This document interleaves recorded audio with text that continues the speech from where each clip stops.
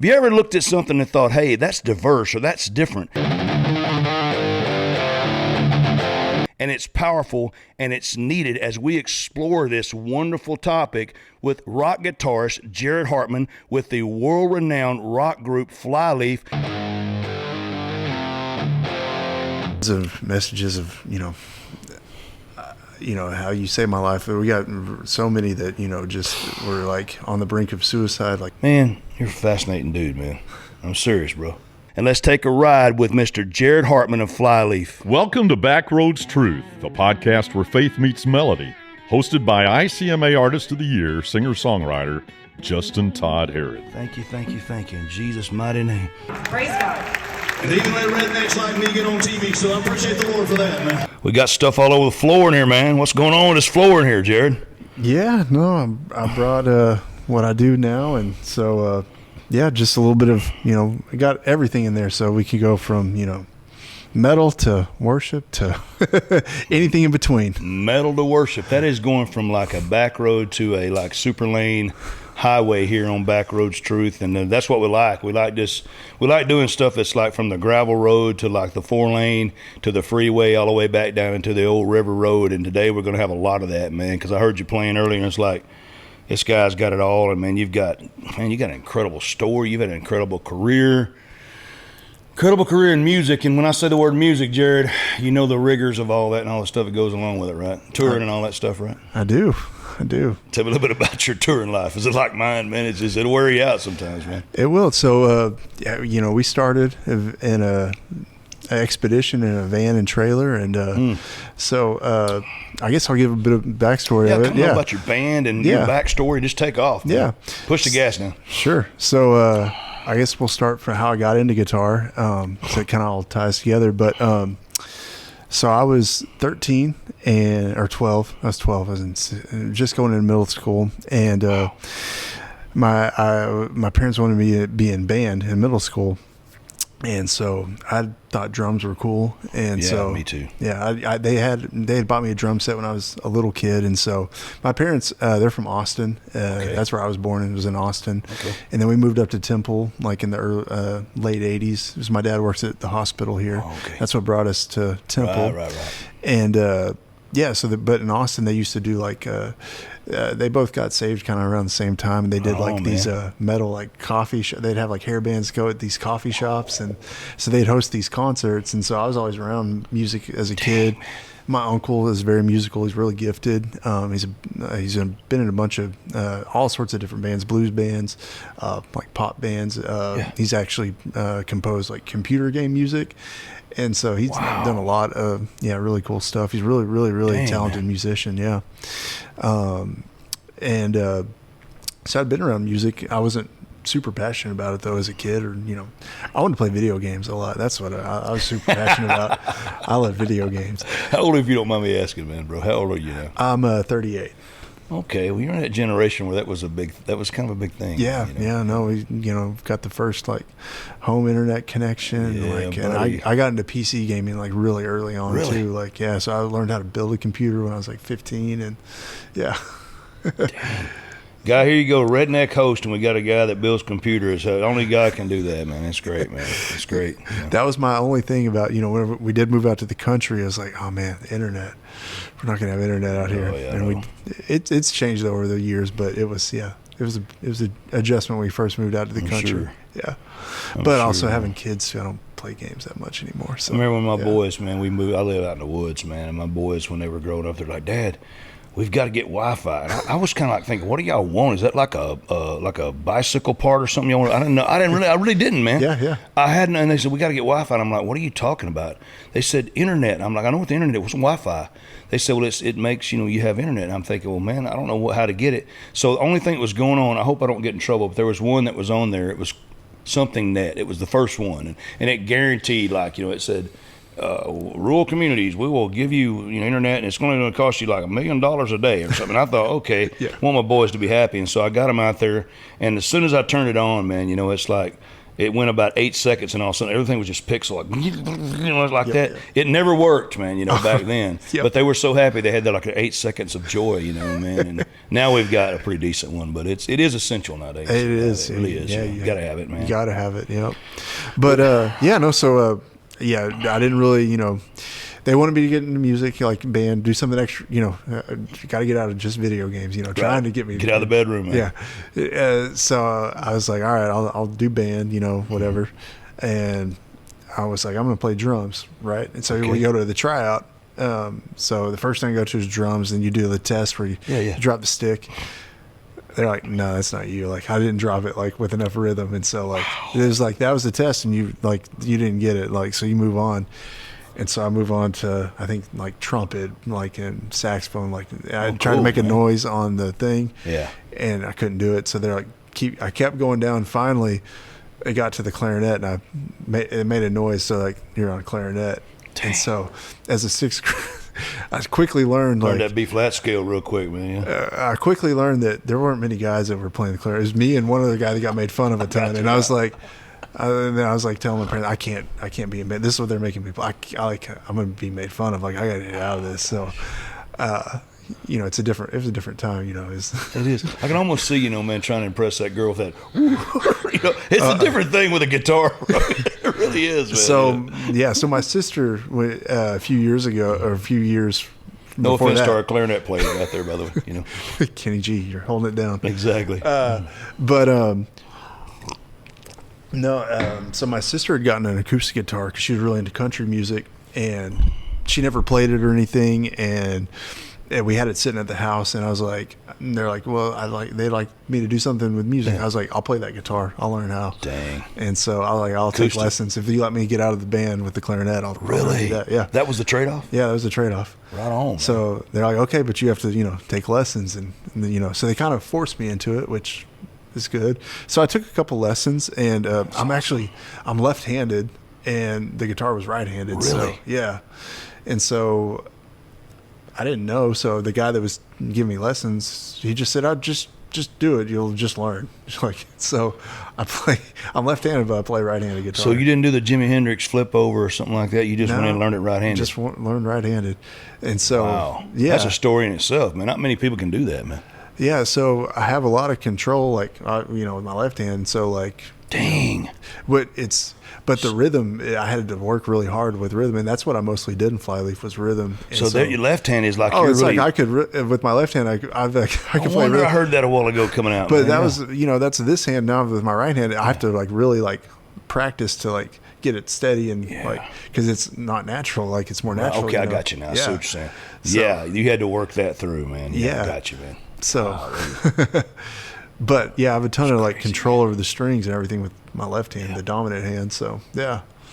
Wow, man, what a interesting way to break into music, man. It's like I heard the word you said. My parents forced me to take lessons, and that's not a bad thing, man. I mean, I don't know about you, man, but I've only taken a few lessons. I had a piano teacher when I was young because I loved the piano. I'm not trained in it. I've recorded tracking on albums, and I've got one piano album at least. But I remember when I went to my teacher, and he was this cool guy that was above this music store. He was a really nice guy, but he would say, okay, here's your first book. I want you to play Indian dance, and it goes like this. I want you to put your thumbs here and go dun dun dun dun dun dun dun dun dun.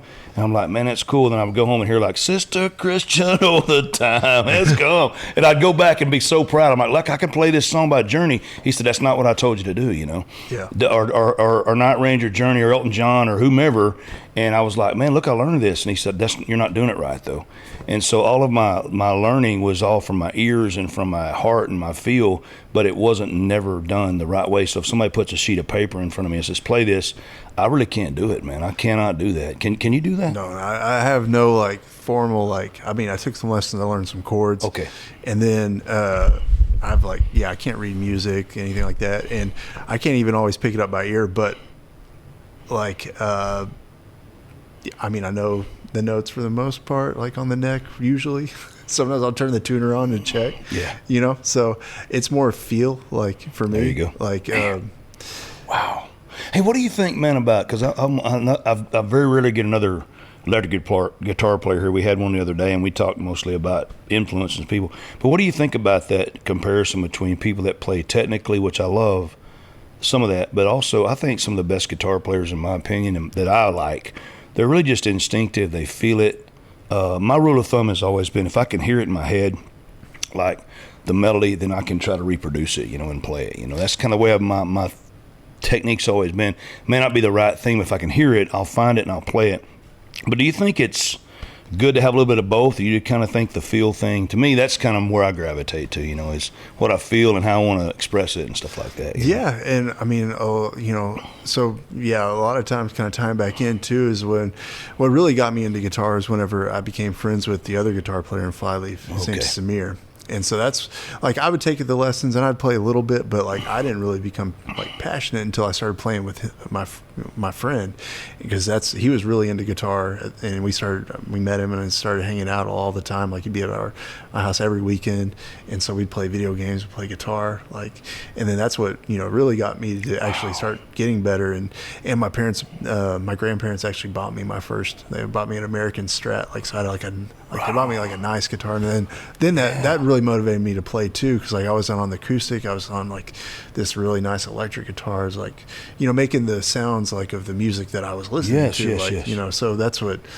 we were learning, like Blink-182 songs and the downstroking, baby, Better Than Ezra, all that kind of stuff, and Smashing Pumpkins, we're all in, so that was the era you were in, man. I mean, that was it. Yeah, we can talk about Flyleaf later, because I want to hear about it. Yeah, and I know that's really, man, that's a big thing. We'll let our audience know about it. But who do you think, before really, as you were developing, who were you mentioned a couple, Tom DeLonge, right? I guess was one, or who's some other influences that you really like Tom Morello, the way the sounds he would make with the guitar, Incubus, Mike Einziger. I get it, man. So so all the Line 6 effects were trying to right on. We talked about that a while ago, man. So we were always trying to make something different sounding weird. So we have we can talk about so I thought I use I think I used 20 different effects on this one song. Gosh. And now it's crazy. Layers, I have so many that you can do with the Helix now. It's but yeah, back in the day, it was every stomp box was on, and we're going to shamelessly plug Line 6, because we walked in the door, we said Helix, and we both got them. And they're a sponsor, so I can plug them all I want. Well, plug it, man. Yeah, plug it on, because maybe they'll give me something. Yeah, that'd be awesome if they would. I'd take it, man.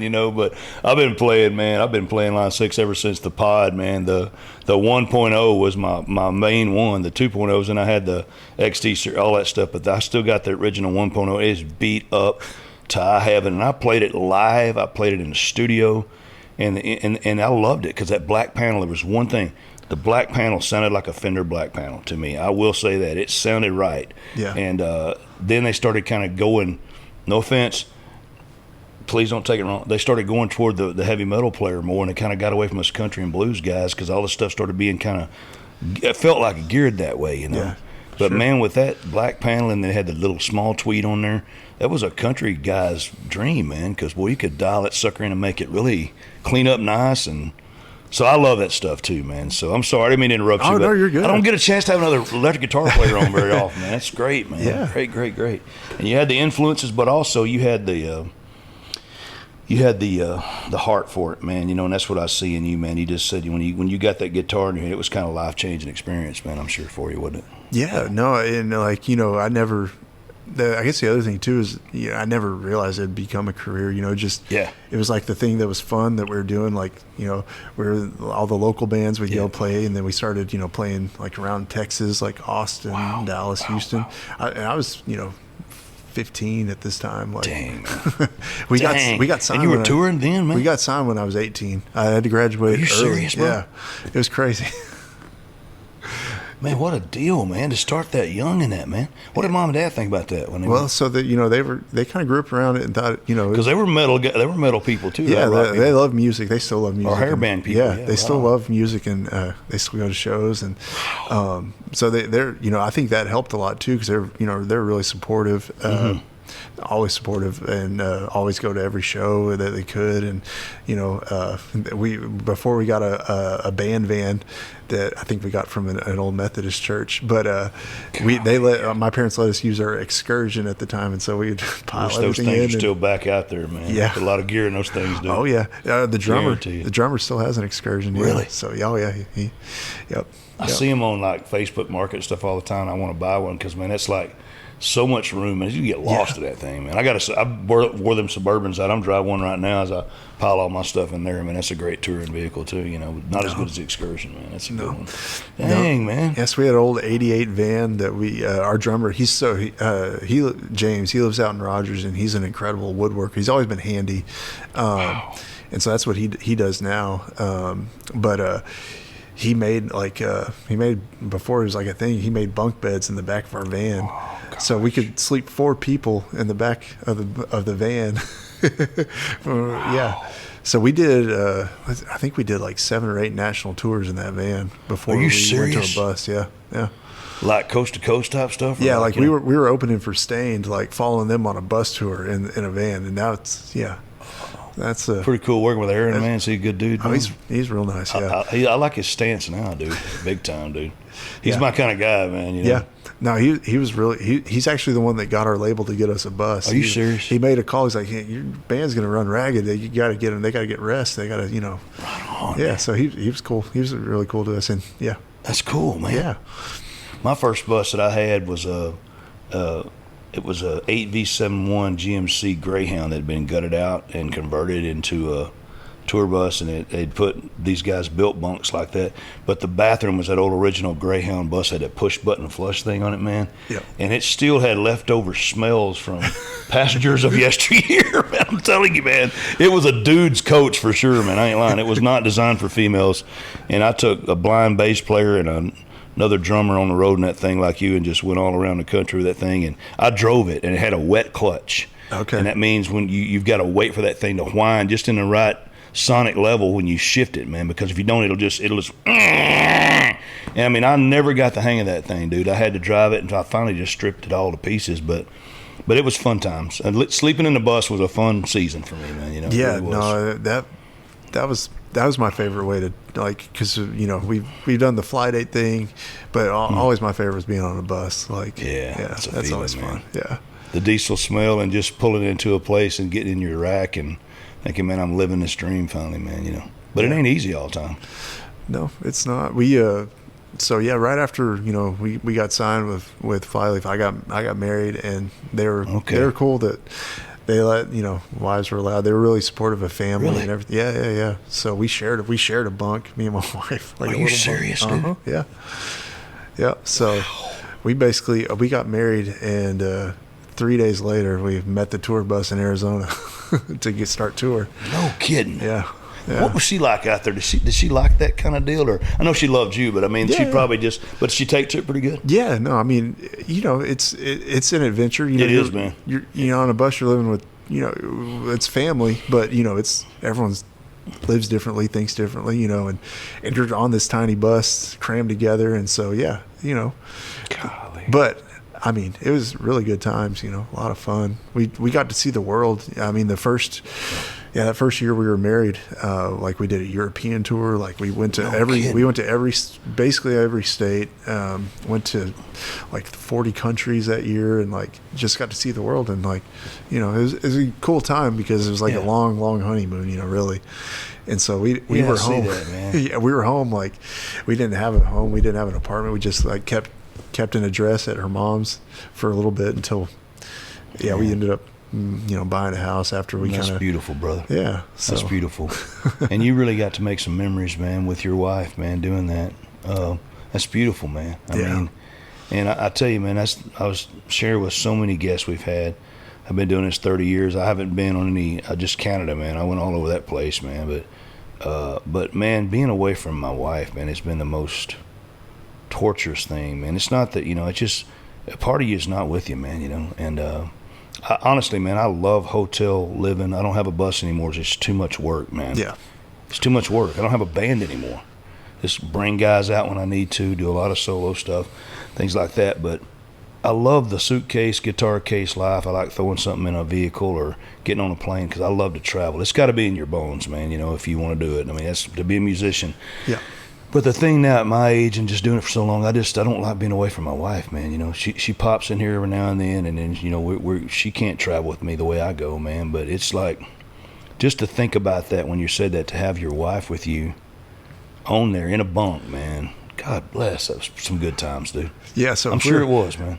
It was, but if we're mad at each other, it's like we can't. There's no other bunks. What are you gonna do now, man? And sleep in the bathroom. Yeah, the crew, they're hanging out in the back lounge, so there's nowhere else to go. So you just turn your back and hear it all. So you don't say mad very long, Right on.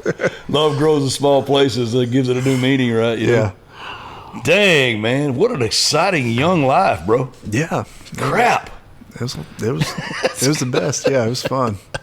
Well, I can already say, man, that I'm not going to say envious, because that's not a good virtue for the old Backroads troubadour to have here. When I know God don't want us to be envious, but I look back on what you're saying, and that's just, there's some great things about them early days, man, of playing music and touring and traveling. But now that you've done it for a while, are you still on the road to that level, man? Are you still doing it to that level? Or no? So after Lacey left the band, and it's like 2012, and it was a hard transition. Like, that's from being 17. That was my career. Like, I didn't go to college, didn't do anything else. Like, I think the only other thing I did for money was mow lawns occasionally in the summer, and like everything else came from music. And so, like, and then at that point, we had our first child, and she was about 1, and then we were having the second one on the way, and then it was a big transition, to try to figure out. Can you give us a little more definitive? Because I know we introduced in our introduction, about the band and the name, but many of our people may not. I know a lot of them do know you, but what was kind of the idea or the origins behind that? I know you told us a little bit about the players, but I mean, you said Lacey left, so I know there's some crucial people that aren't there anymore. So evidently that's not the same people in there anymore, or whatever, right? Yeah. So Flyleaf. We started, as just loving music, but also, the whole heart of, Flyleaf was always been like a ministry. Like Lacey, like really, she's put out a couple books now, and I highly recommend checking them out. But yes, she kind of talks about struggles, like the things that she's gone through, the things that but she's had some like hands-on encounters with God that have really like changed her life, and like awesome. Awesome. She has an awesome testimony, and that was one of the big things of Flyleaf too was sharing a message of hope to people that a lot of people, places, they're not going to go to church. So, exactly. And we'd get so many messages too. Like we'd get a message like, I saw you play and I felt something like that I've never felt before. And so, in growing up, and it was we were also, like, a lot of us were in worship bands and youth and stuff, and so like we were playing on that, but then also doing this, and like we're playing bars and on the weekends. So like you'd also get some of the like, are y'all really, you're playing in these bars, like, is that really good? And so we'd get flack from the Christians, and we get flack from like secular people, like, I don't want to Christian, I want to hear Christian, so I gotta say it on this show that I always say, we're fixed to hit the Jake brake, we're fixed to pull the emergency brake on this one, because we're going to talk about that. Because here's the thing, when I look at Jesus in the Bible, when I see the New Testament Jesus, when I see the Matthew, Mark, Luke, and John Jesus, I see a Jesus who went out there with hurting people, with sinners, man. He went to where they were. And all I see on the other end of it is religious people going, why is he doing that? I can't believe he's hanging out with all these crummy people. And matter of fact, Mark chapter 2, that wonderful verse when they're saying he's hanging out with sinners and tax collectors. And he said, I didn't come for the well, because the well have no need for a physician. I came for the sick. I didn't come to call righteous to repentance, but sinners. I don't understand, Jared, why sometimes the religious community, I was a Baptist pastor, by the way. I went to Baptist seminary, did all that stuff. And I was in kind of that circle for a while, but not long, But I don't know why in the world sometimes religious people, when I say religious people, you know what I'm talking about, but some people watching may not understand religion is just man's way of trying to get to God outside of a saving relationship with Jesus, man. I mean, you're trying your best to be good enough and you're not going to make it. You're not going to get to God on your own merits. You're not going to get to God by trying to be good, and no denomination is going to save you. Sorry, it's not going to. Not from the Bible's perspective anyway. But when I say religion, a lot of times, yeah, I got religion. Well, that's not necessarily a good thing, because what I see sometimes is these people like, man, if you're really a Christian, why would you be out doing that? And it's been a conflict for me because I play a lot of places like that. I play a lot of places where it's not a church setting. But time and time, I've been in probably 500 to 600 prisons, man. Yeah. I mean, I've been in, and that's what I've done. My biggest following, streaming following, are inmates, people that are in prison, you know? Yeah. And people always, why would you want to go to jail? Well, those guys, they're human beings and they need to hear the gospel, man, you know? Why would you go to a bar? Because they need to hear the gospel, you know? Yeah. And I know by just talking to you, that's what you did, but why is it in your opinion that people don't get that, man, sometimes, you know what I mean? There's so many factors. Did I say it like it is? I think I did, man. Yeah, no, I mean, you know, in a lot of tradition, people don't even realize, you know, that it's just that they're not seeing, like, they just see it a certain light. So, you know, that's just how they're going to see it. You know, it does take someone being open-minded and, you know, and really that what people they're just looking for connection, you know, in a lot of ways. And so, you know, I've had some really great conversations about Jesus over a beer at a bar with a random stranger. So, you know, dude, I feel you. Like, you know, it's that's what Jesus was. He just met the people where they were, and you know, there's a genuine. He loved them and showed that, and that's what people are craving. I always tell people, love, you know, Jesus in the Bible, it says Jesus, friend of sinners. But a real friend doesn't leave a friend that way. I mean, Jesus didn't go out and start doing the things. You know, Paul says in that one wonderful verse, 2 Corinthians, he said, I became all things to all men so that I may win some. But he didn't become like them. He didn't do things like them. Yeah. And, you know, I look at these wonderful verses like, you know, Romans 14, where it says, you know, all things are lawful to me, but they're not profitable if I stumble someone. You know, we realize that if we live this life that's not conducive or a good cogent thing to, or a good comparable thing to our Christian testimony, that we're going to have, you know, people raise eyebrows and have questions, and I get that. But, man, if you're out there representing Jesus, man, I mean, according to what the Bible has reflected, you know, you're doing a good thing, in my opinion. So I don't want to start, you know, a controversy here, and it's not that, but I'm just saying, I always think, man, there need to be not maybe as many Christian artists, but a lot more artists that are Christians, so you can reach people, you know, outside of the church walls. Because like you said, some of these people are not going to come. And I don't really blame them sometimes, man, you know? Yeah. I don't know if you've had these experiences, but I've been doing this a long time in Christian music, a long time. And for 30 years, man, you know? And I've seen some churches, man, that if you got tattoos or if you've got, you know, an earring or a piercing, or maybe you've got a little small addiction you're battling, something, they just meet you at the door. And I'm not saying that's anybody out there, but if a shoe fits, it is. Meet you at the door and say, man, we don't need your kind of people here. But that's the kind of people that Jesus died for. It seems to me that the religious people are the ones that crucified him. You know, they're the ones that said, you know, I don't want you messing up our religious system, you know, man. So, right or wrong, man, I just want to get your opinions on that, man, you know. No, I mean, you know, a lot, you know, church is a business. You know, a lot of it is a business. It has to be administrated, you know, that way, you know. Yeah. So, I mean, yeah, there's. You know, if it looks bad for business, I could see how, you know, things are, you know, Jesus isn't always good for business. So, okay, but ultimately he's the CEO, and so that's what I always. It isn't good, you know, and that's the deal. I think the church. I hate to keep cutting you off, yeah, you're good. But this is probably one of those fascinating conversations I have longed for from a guest in a long time, man. Is this topic, because sometimes, man, people, I think in the big church world, they're either trying to preserve the financial stability of it by, we don't want to corrupt that, or they're trying to keep the name brand alive or the denominational brand alive. And, man, I was a theology student. I've done it for a while. A lot of people may contradict me. I don't care. But I don't see in the Bible where it was really about a certain name brand denomination. I see it was about Christ all through the Bible, man, you know, to represent Christ, man, and his saving grace and power, but also to teach and equip, preach, teach the Bible, to grow people. But if you're not going to be able to get them saved by getting the gospel to them, how in the world are you going to do the other stuff, you know? I mean, we got to reach people with Jesus, the gospel. It's the good news, you know? Yeah. And where would the good news be better served than, you know, in these places. And I'll give a quick story. I'm going to let you loose on this guitar in a minute. I used to play a lot of places, and I still do. I don't as much anymore because I've got so many other things going on. But I played in a little place called the Crawfish Shack. And you can imagine by the name, the Crawfish Shack sells crawfish and other things to wash it down with, And I got the same criticism you did. I mean, a lot of people are like, why are you playing at that place? Well, because here was my terms and conditions. The guy said, will you come and do some country? I said, I'll do about one set of a traditional country. I won't do modern country. I said, I'm just real set in my ways. It's what I'll do. But I said, the next 2 hours, I'm going to do my stuff. He said, what is your stuff? I said, well, you can listen to it on YouTube, go to Spotify, whatever, and listen to it. I said, it's just original stuff. He said, that's fine. Just don't get up and preach. I said, I'm not.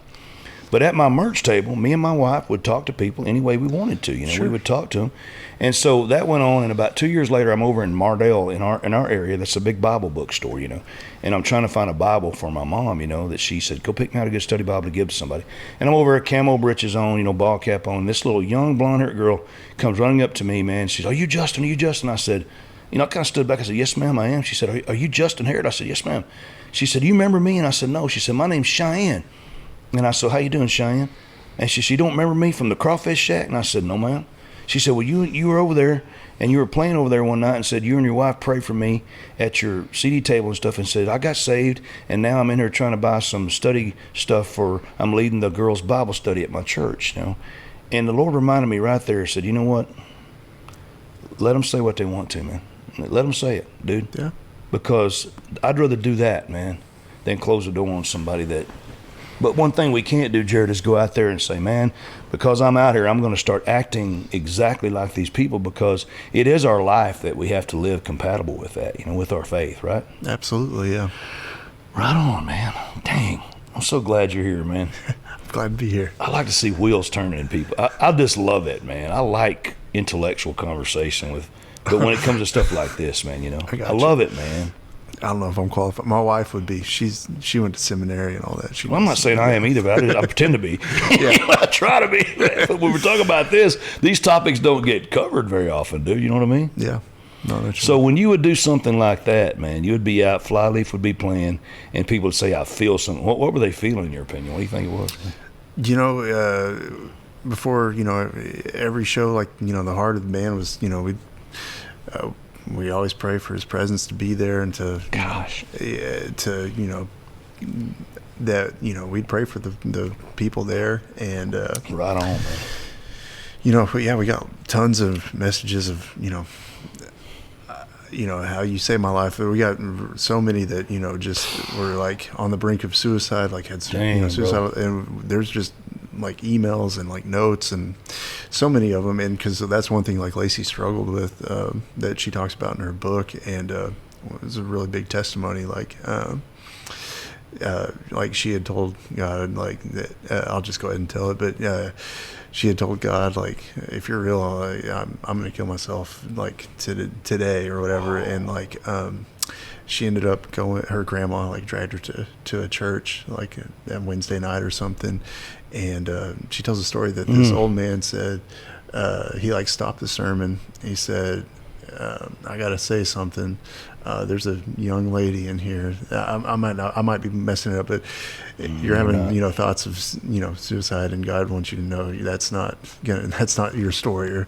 But just like, so she's got that kind of testimony over her, and like since she's been through it, I feel like she has authority over that, and that whenever there's a lot of songs that kind of deal with that and puts that out there, and so she's got a way to address that with some spiritual understanding and authority. Yeah. Golly. Wow, bro. Man, you're a fascinating dude, man. I'm serious, bro. And that's, man, I'm going to stop just for a second. Listen, if you're out there right now and you're saying, I'm seeing these two guitar guys talking, one's a gamer and one's a guy that, sits in a deer stand or has a pit bull or, is a redneck kind of dude or whatever, it's okay. We're talking about the same thing here. Here's the deal, is that God loves you. Whether you're sitting in a bar right now on your phone or whatever you're doing, the gospel doesn't come in a package of some kind of label. It comes in a package of this. It's good news because God loves you, and he will meet you right where you're at. And it may take a metal guitar player, a country guitar player. It may take just somebody like a little old man that God spoke to speak out to a young lady, that's how much he cares for you. That's how much he loves you.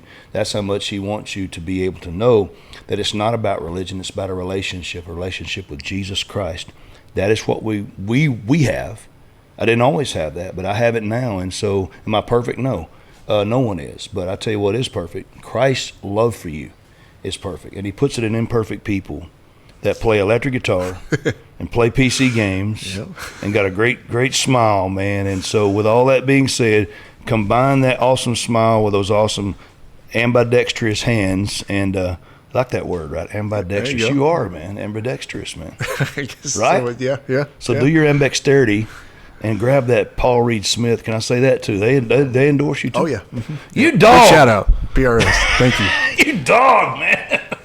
I used to have an endorsement with Takamine, so I can't say anything. I had one with Larrabee, so they were good to me. But I'd like to hear you play a little bit, dude, if you're feeling it, man, you know? Yeah. And we can talk more. Well, you think you might come back and do something else with us another time sometime? Yeah, absolutely. Please do, because we ain't near done, bro. Okay. Near done at all. Just do it. I was naming out all these name brands, but he does have a nice guitar here, man. I'm serious, man. You can do whatever you want to do, man. Yeah, they sent me this one for this like upcoming tour. Oh yeah, there we go. Oh, perfect. There we go. Yeah, no, this is the newest one they sent me, and it's nice. I like it. Is that the? It's the Tremonti signature. Yeah. I played. I want to say another important person's name for you. I played a Paul Reed Smith baritone in the studio, and they said somebody left that. Just gave it to us, and it was Brent. I don't know if you know Brent Mason is. He's a country player. Like it was his. Okay, cool. And I took a picture of it. I didn't want to exploit him because that would be wrong. And Mr. Mason, if you're ever watching this, I would never exploit you. But I took that picture and saved it on my phone to say I actually played Brent Mason's guitar at one point in time. But it was a PRS baritone, and it was a fine piece of equipment, brother. I will tell you that. So they make great instruments. They do. So I mean, growing up, like seeing like Incubus and. They were playing. A lot of the bands playing. I got to get to play like that. I got to get that guitar. So it's a little step away from the Strat anyway. Did you still play your Strat? Something? The bass player actually has that Strat still. Yeah, so it's still around. Yeah. Yep. Okay. Yep. I ain't gonna hold you up no more. You do whatever you want to do, man. Just play something. If you want me to later on back you up, or maybe next time you come, I'll fire mine up and we can do that, man. That'd be great. Yeah. I guess I'll just noodle, man, or just play anything, man. Yeah. I mean, so my kind of creative process, like it's been about the same, as by myself. I've always had like the Green Line 6, so it's always got that looper in it. And so I'll just start there and just kind of hit wrong notes until stuff sounds good. You got the real big helix there, which has got some seriously good tones. I love that delay you had on a while ago. It was really nice, man. Yeah, no, it's.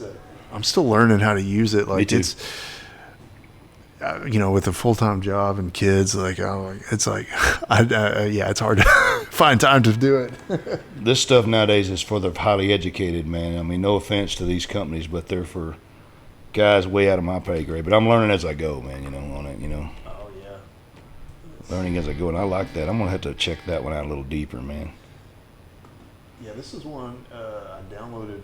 So this one's one I downloaded for free. I use for like a lot of worship stuff. Oh, cool, man.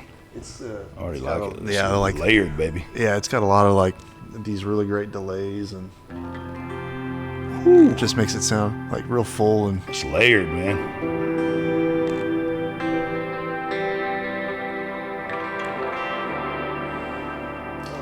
That is layered, buddy. Man, so cool. So yeah, I mean, I'll just. You play anything you want, man. So let's see. I'm gonna just play around. So this is kind of a riff I've been working on for years. I haven't figured out a chorus for it yet. It's got a little bit of a kind of a country vibe. Cool. So it's a real simple riff, but I like it a lot.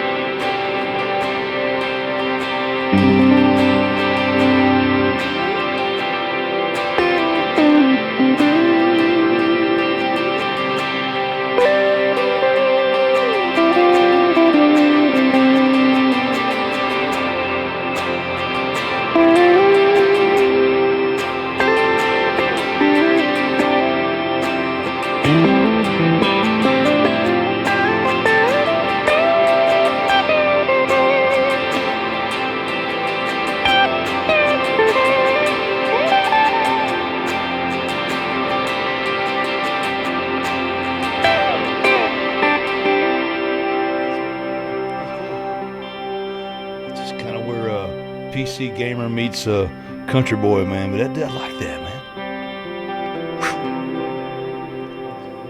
Whew. What a nice tone on that, man. Your finger picking too is just Real rusty, so don't worry about it.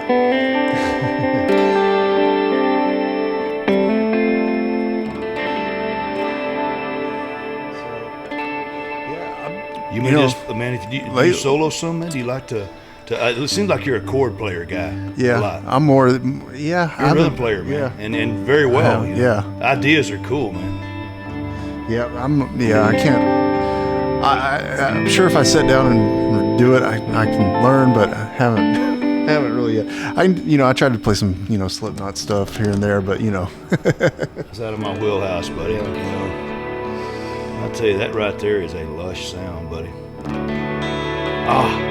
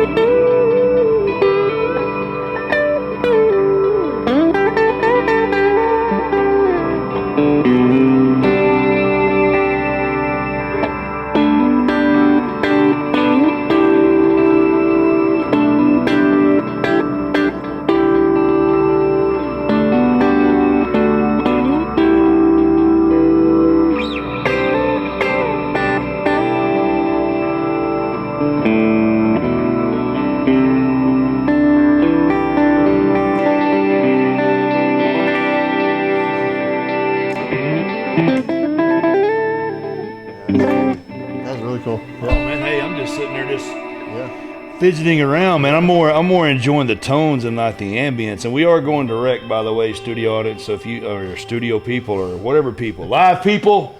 So anyway, some of this stuff is going to be like, you may hear some things, but we're just doing something, man. We're just playing around. And I had a blues guy. Let's see, when was it, man? It's been a while back, I think. But he was a guy that we just fired up, man. And he was more like, man. So it was like in my wheelhouse, Do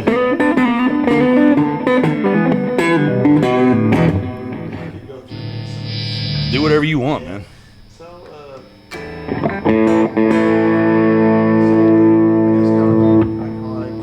Flyleaf riff. Flyleaf, yeah. So. Oh yeah. This was the very first single like that kind of broke the band and everything. So this riff right here that Samir, the other guitar player, actually wrote. Good.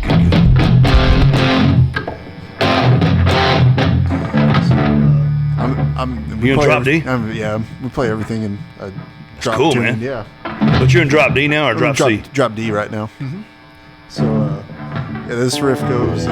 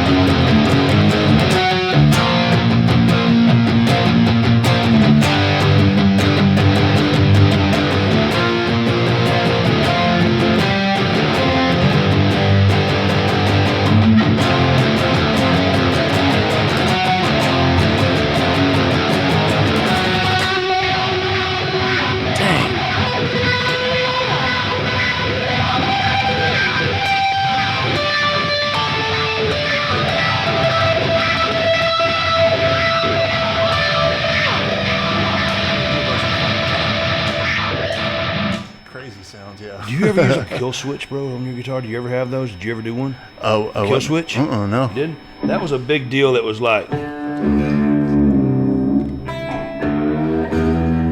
was a thing that I saw a lot of guys that they used that made that sound, man, like that. What you're doing? Yeah, those are. I all, know with my yeah. Les Paul, I'd get the okay, I think like that, you know, to get yeah. that crazy sound. Yeah. Because I do the toggle back and forth Yeah. real quick and it would do that. But now guys have got a thing called a kill switch that makes that thing go on like that. Okay, that's cool. Man, I was just sitting there that's some fast hands, bro. Moving. I mean, it's like, I'm just going, But you know what, man? That music, man, let me tell you what it does for me. I like all good music. I like anything that's good, man. But that just like, it's just adrenaline to me. It's like I don't know, man. It feels like I just want to go in the weight room, lift weights, or I want to get on my bike and just go beyond 70 miles an hour when I start hearing that, man. Yeah. But also, too, it's the way of communicating, whatever genre it may be, because some of these dudes, man, I mean, like, they like that. Mm-hmm. They like the kind of speed metal, death metal, whatever it is. I know that's what one of y'all guys did. Yeah. But they want, but when you can put the lyrics in with that, man, and the attitude and the heart, dude, that's the way to reach people, man. I mean, seriously, man, it's just, and I don't know much about the reaction of your fans and stuff, but by what you said a while ago, they said, I feel something. And that to me is like, you're presenting Jesus, you're presenting things in a way that maybe not as packaged in a way that some people might like. I mean, when I go out there and play in a blues trio or something, or whatever we do, well, it's not really cool. But listen, I've been at motorcycle rallies around a bunch of wild, woolly biker guys, and I'll never forget I was playing at the Lone Star Rally down in Galveston, man, and I was playing, I mean, there's serious cats down there. And at the end of my deal, I was playing right on what they call the Strand, which is this place where everybody rides their bikes down through there. And, I mean, I'm talking about there's some scantily clothed people there. And I'm just saying, God, guard my eyes, keep my head down. I'm a happily married man that loves my wife beyond measure. But at the end, I got up and I just did Amazing Grace, like kind of a really cool vibe of it, And I looked out across the crowd, and there's these guys with these beer bottles up in the sky, and they're singing it. Yeah. And before I got carried away, it's like, because the enemy was like, well, you ain't doing nothing. I thought, well, maybe I'm not, but I'm planting a seed. I'm planting a seed there, man. You know? And, the Bible says some plant, some water, but God gives the increase, man, on that. And that's what I think you've been doing, man, with your music, bro. That's what I see anyway, man. Oh, that's awesome, yeah. Man, dude, that's cool. I don't even know when you're here, I'm not even sure if I'm going to pick this thing up. So I'm so out of my genre lane, man. But just cool. It's dude, cool I mix just, it up, man, it's feeling stuff. It's So, just feeling, man. Yeah. And that's, I mean, now most, when I'm going to play guitar, I mean, I'll just try to, especially to play those shows, I had to try to get my chops back up because it was like 11 years I hadn't played like a show. Are you serious? Yeah, man? like until this past year. Like I hadn't really even touched the guitar. Like So man, I've noticed what will happen. What do we got? You got a patch on that's making that? Because I bet that's going to drive our producer up the wall, man. He's going to kill me. Mate, is it me? Nope. Oh, my fault, okay? It was my primitive stuff. Anybody wants to endorse me with something better, I'll take it. But no, it was my Keeley Red Dirt. Keeley, if you're listening, I'll take some stuff. My Keeley Red Dirt pedal. It is red dirt. But, I know when, I forgot what I was going to say to you, man, but it's like, I forgot what I was going to say, man. Which doesn't happen until I get really tired, man. But you're good. But, the thing is, man, just being out there, not knowing if we ever, sometimes we're going to plant that seed. Sometimes somebody else is going to come along and water it.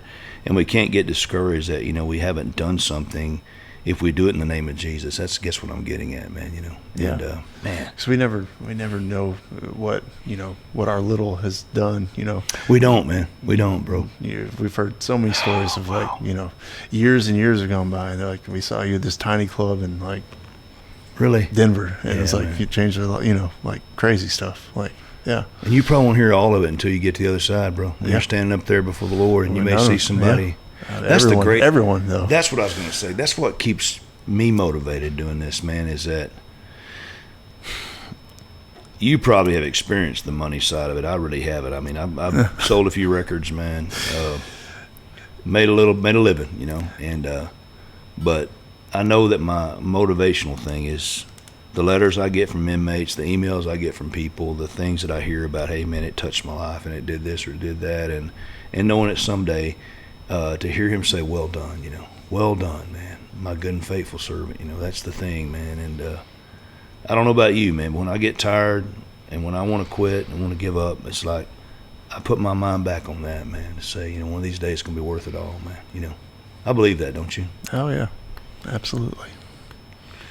You're a gentle guy, dude. You got a gentle heart, man. It's cool. See the Lord in your life, man, And I appreciate you coming in today and bringing your awesome gear, your awesome story, man, your awesome presence, man, because you brought the presence of God with you, man. I can tell. I feel that, man. I sense that and I see it. And your family, man, you got how many kids now? Got 3 kids. Yeah. Wow. Yeah. You think you're going to put a guitar in their hand or a clarinet or something or whatever? Something like that. The baby, he might be a drummer. Cool. They can sing, though. I can't sing. See, I can't sing. Like, my wife can sing. She's a worship pastor for years and years. Really? Yeah, so she can sing. She's a great singer. She's a great songwriter, too. One of the best. And how blessed is that, man? That's cool. Yeah. But my kids, I think they can sing. So they got that from their mom. So, yeah, we'll see. My son, who is my oldest son, I bought him for Christmas one time. Of course, he got his own little gifts, but I went in a garage sale and I bought him this $50 drum kit, man. And my wife was like, you're about to torture us, man. And I said, I realize that, but he's got it in him. I could see it. And for the first month or two, it was torture. But, man, he's played on at least one major album with me. That's awesome. He's played with a ton of big-time people. He's a session playing son of a gun. And he really had it, man. Now he can pick a guitar up and just – he grew up with, like, the John Mayer era, man. He grew up with that era. Acoustic, Dave Matthews. He grew up with that kind of thing. Yep. I grew up with more Vince Gill, Steve Warner, Stevie Ray, people like that. My influences. He grew up in that era where these younger guys were playing kooky stuff on the acoustic. It's like their fingers are moving like, I don't know what they're like not real. They're human. Yeah. And so he can just pick an acoustic up and just make you weep, man. But that's his thing. But I said that because these kids, man, they're probably going to get it, bro, Just like you did. Yeah. Force them into it. Like your parents did you, man. Yeah. Force them into Force it, them man. into it. That's crazy, dude. I'm glad they forced you into Me it. too. I am. I am too. know we didn't force you to come today, but you agreed to because you're just a great guy. And I hope, man, you'll come back again.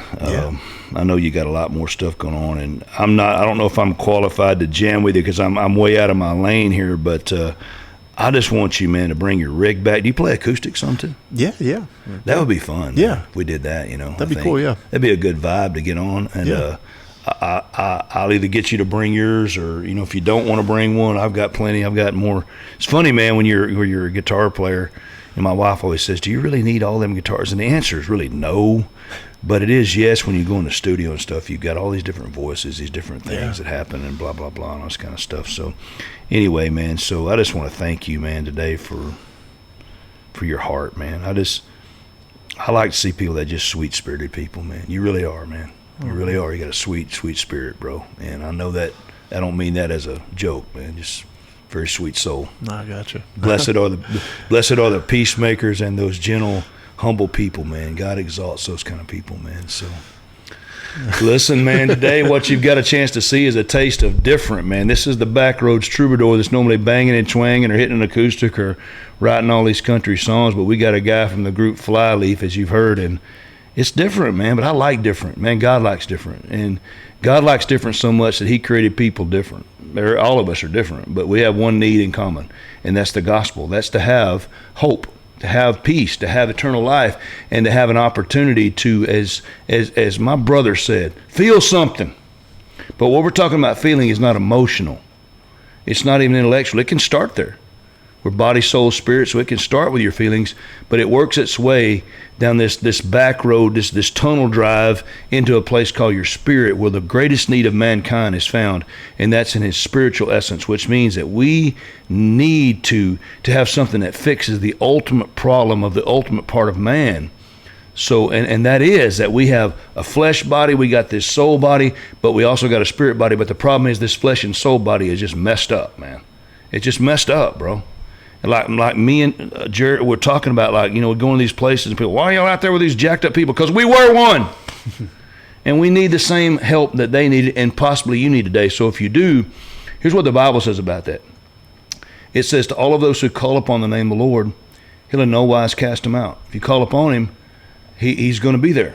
And whether you're a metal guy, shredder guy, whether you're a skater guy, whether you're a cowboy, whether you're a biker, whether you're an athlete, or whether you're that person that's sitting there, you're a CEO of a bank, or maybe you're living in a cardboard box right now, it doesn't matter. You have the same need that we had. And there's only one that can meet that need. We're just the guys with guitars that tell you about it, because we had the same need met in our life the same way through a relationship with God through his son, Jesus Christ. And that's what we want to say today. If you need that, man, you can certainly call upon him. He won't cast you out either. And he takes the rocker to the country guy. He'll take you. And so we want you now to be able to know you have that hope, and you can do that by calling on the name of Jesus. Listen, there may be somebody in your life today that you say, man, they're a rock guy. Maybe I'm sure they're well aware of who this person is. This guy's been a successful band, toured all over the world. And you may say, well, man, my son, my daughter, my husband, my brother, somebody might enjoy this because this guy's playing rock, he's playing metal, he's shredding, he's playing all this cool stuff, great sounds and great tones coming out. But you can share it with them and say, you know what, it's more than the music, it's a story. And would you share that? It would be an impact to someone. And most of all, we want to ask you to come back and take this journey with us. Again, you can do that by going to backroadstruth.com, where you can certainly know more about us and the old troubadour here. I'll try to be hanging with you. We might get stuck, we might fall off in the ditch, but we'll get back up and go together down another back road of truth. And so until next time, what I want to tell you guys, please, if you would, join us again, and we'll have another shotgun rider, somebody here sitting in the seat with us, and maybe in the pickup bed. We'll get them in there one way or the other to you, and I promise you, you're going to enjoy each and every one of them, but we need you to watch. That's what makes this program perfect. So until the next time, come join us again. Go down another back road. This is the old Backroads troubadour saying goodbye. Thank you. We'll see you again, and we appreciate you being with us today, buddy. Thank you so much, man. Yes, God sir. bless you, man. Yeah. Good dude, man. I appreciate you so Thank much, man. Wonderful, wonderful, wonderful, wonderful. Awesome. Holy smoke, man. That was my pedal, dude. Sorry. I had that daggone red dirt fired up, and it wasn't even working good.